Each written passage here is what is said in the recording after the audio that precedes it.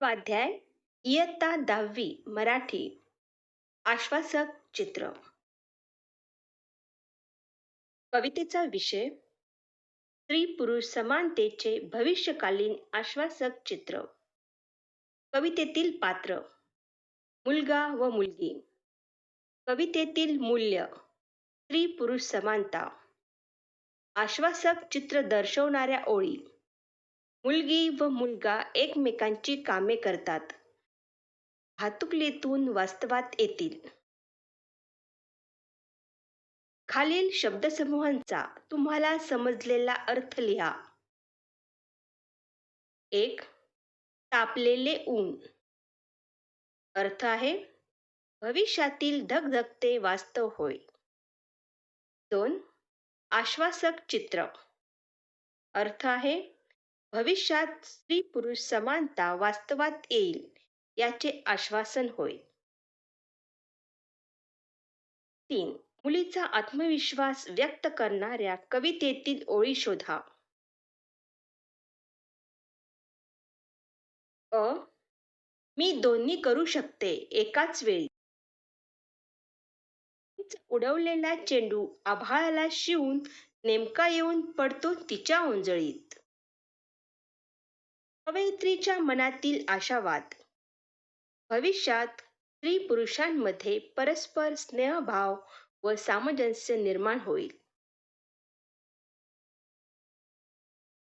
कवितेतील खालील घटनेतून विचारातून आढळणारा व्यक्तीचा गुण लिहा.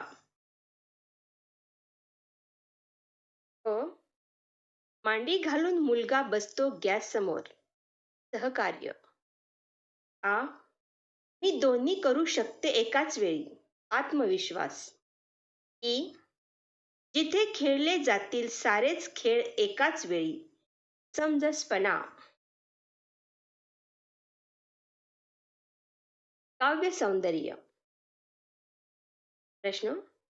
खालील ओळींचे तुमच्या शब्दात रसग्रहण करा. भातुकलीतून प्रवेशताना वास्तवात हातात हात असेल दोघांचाही. आशय सौंदर्य. कवयित्री नीरजा यांनी आश्वासक चित्र या कवितेमधून स्त्री पुरुष समानतेचे भविष्यकालीन चित्र आश्वासक कसे असेल हे खेळणारा लहान मुलगा व मुलगी यांच्या प्रतीकातून योग्यपणे दाखवले आहे. काव्य सौंदर्य. भातुकलीतले जग हे स्वप्नाळू असते. त्यातला संसार हा लुटुपुटीचा असतो. मोठेपणी प्रत्यक्ष संसारातील जबाबदाऱ्या या वास्तववादी असतात. स्त्री पुरुष यांची परस्परांना स्नेहाची साथ असेल तर समजूतदारपणाने व सहकार्याने ते जगात वावरतील असे भविष्यकालीन आशावादी चित्र उपरोक्त ओळीतून साकारले आहे. भाषिक वैशिष्ट्ये.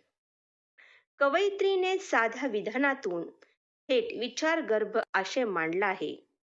स्त्री पुरुष समानता हा अत्यंत जिव्हाळ्याचा विषय सहजपणे व्यक्त झाला आहे.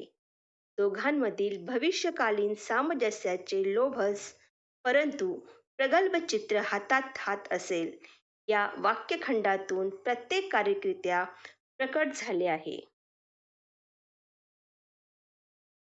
दुसरा प्रश्न. ती म्हणते मी दोन्ही करू शकते एकाच वेळी. तू करशील? या ओळीचा तुम्हाला कळलेला अर्थ स्पष्ट करा. आश्वासक चित्र या कवितेमध्ये नीरजा यांनी आधुनिक जगातील स्त्रीचे सामर्थ्य व सहभाग याविषयी दृढ विश्वास व्यक्त करताना मुलीच्या तोंडी हे उद्गार लिहिले आहेत. भातुकली खेळणारी मुलगी व चेंडू उडवून झेलणारा मुलगा उन्हाच्या आडोशाला खेळत आहेत. हे दृश्य कवयित्री खिडकीतून पाहत आहे. अचानक मांडीवरची बाहुली बाजूला ठेवून मुलगी चेंडू खेळणाऱ्या मुलापाशी जाते व चेंडू मागते. मुलगा तिला हिणवतो की तू पाल्याची भाजीच कर, चेंडू उडवणे तुला जमणार नाही.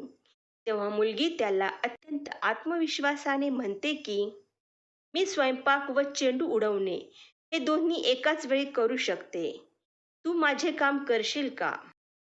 मुलीच्या उद्गारातून कवयित्रीने स्त्रीचे सामर्थ्य मार्मिकपणे विशद केले आहे की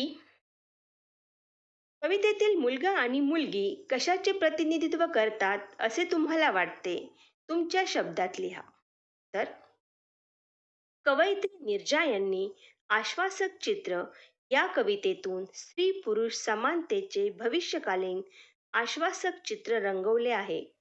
कवितेतील मुलगा हे पुरुष जातीचे प्रतीक आहे, तर मुलगी ही स्त्री जातीचे प्रतिनिधित्व करते. स्त्री पुरुष समानता ही संकल्पना अजून बाल्यावस्थेत असल्यामुळे स्त्री पुरुष तत्व हे मुलगी व मुलगा या लहान वयात दाखवले आहेत. स्त्री पुरुषांमध्ये भविष्यात परस्पर सामंजस्य व स्नेहभाव निर्माण होऊन स्त्री पुरुष समानता नक्कीच येईल, असा दृढ विश्वास या कवितेतून व्यक्त होतो.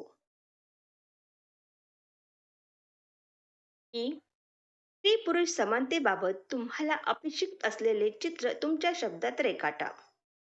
उत्तर: कवितेतील मुलगा व मुलगी परस्परांचे खेळ सहकार्याने खेळतात. यावरून मुलाच्या वागण्यातील बदल स्वागतार्ह आहे. हळूहळू तो आपले कसब दाखवता दाखवता घर संसार सांभाळणे शिकेल. मोठा झाल्यावर तो स्त्रियांची कामेही करील, कारण मुली पुरुषांची कामे सहजपणे करीत आहेत. स्त्री पुरुष सहकार्याने एकमेकांची कामे करतील, हे उद्याच्या जगाचे आश्वासक चित्र असेल. स्त्री पुरुषांमध्ये भविष्यात सामंजस्य व स्नेहभाव निर्माण होऊन स्त्री पुरुष समानता नक्कीच रुजेल, असे स्त्री पुरुष समानतेचे आश्वासक चित्र मला अपेक्षित आहे.